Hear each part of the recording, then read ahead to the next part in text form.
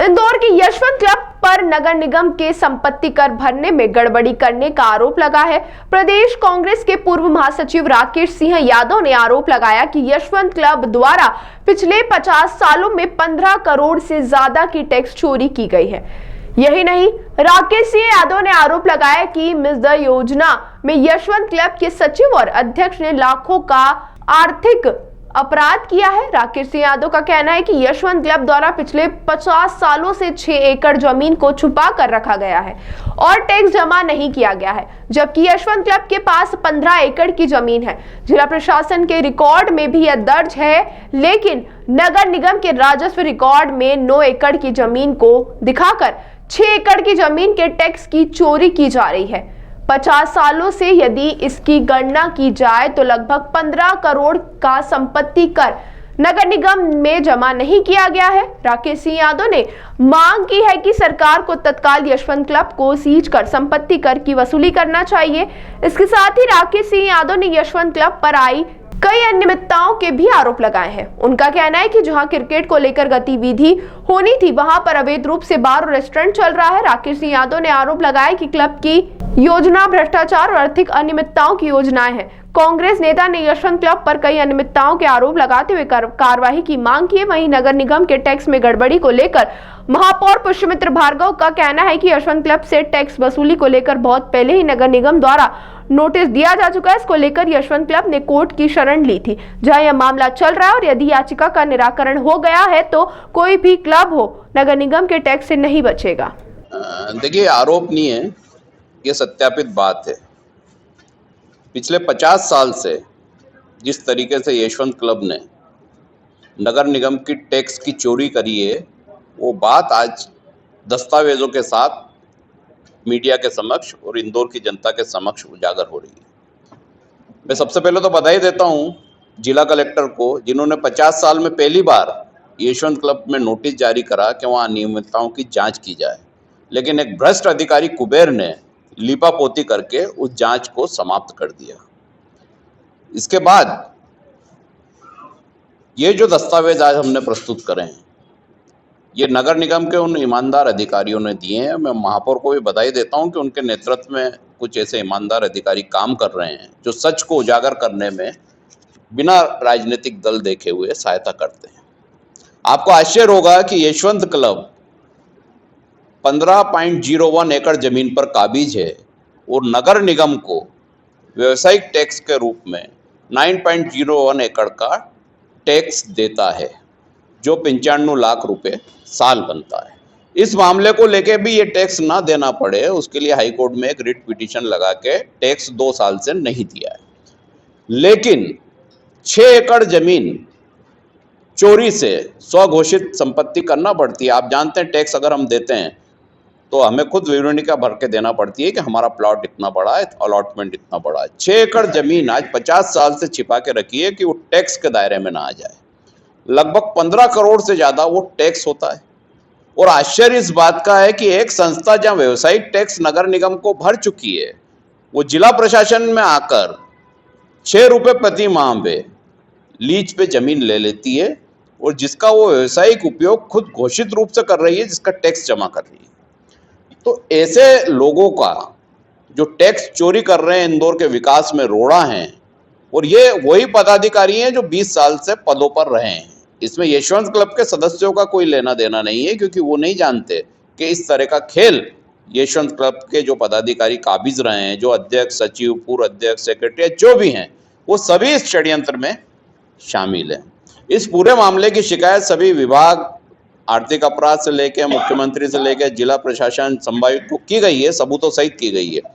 दूसरा बड़ा मामला एक मिस द बस योजना जो यशवंत क्लब में लागू की गई थी। इस योजना में सबसे पहले यह निर्णय होता है कि जो क्लब के सदस्य के बच्चे हैं उनको 50,000 रुपये में सदस्य बनाया जाएगा।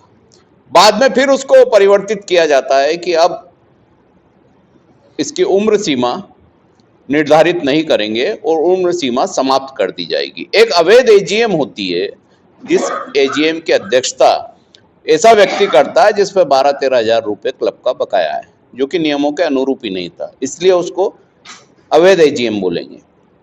वहां यह निर्णय होता है कि मिस द बस योजना में उम्र का बंधन समाप्त कर दिया जाए और सेक्रेटरी अपने भाई को मात्र 5 लाख रुपए में 55-60 साल के व्यक्ति को सदस्य बना देता है और उसके बाद उसके बच्चे 50-50 हजार में बन जाते हैं। और जबकि एक योजना क्लब ने लागू की थी कि 100 नए सदस्य बनाना है, 30-30 लाख रुपए जीएसटी सहित लेना है, तो 90 लाख रुपए का आर्थिक अपराध तो ये सीधा सीधा दिख रहा है कि क्लब को नुकसान हुआ। जहां 90 लाख उस परिवार को लगना थे, वो मात्र 6 लाख में सदस्य बन गए। ऐसे अनेक कितने घोटाले होंगे जो आर्थिक अनियमितताओं में आते हैं। तो इनकी जांच जो फर्म एंड सोसाइटी के कुबेर को करना थी, उसने लीपापोती करके जांच बंद कर दी। बड़ा आश्चर्य होता है कि कुबेर ये बयान देता है कि जो सदस्य थे उन्होंने बिना देखे साइन कर दिए कोरे कागज पे। इतने पढ़े लिखे लोग, करोड़ों के बिजनेस वाले लोग कोरे कागज पे साइन करेंगे और वो खबरें प्रसारित होती हैं, इंदौर की जनता हंसती है। इंदौर की जनता की जो जमीन पे अधिकार है, जो शासकीय भूमि है, 6 रुपए महीने पे ले रखी है, क्रिकेट का नामो निशान नहीं है। पिछले 30 साल से एक क्रिकेट का खिलाड़ी वहां से नहीं निकला है। ना ए ग्रेड की टीम है, ना बी ग्रेड की टीम है, ना सी ग्रेड की टीम है।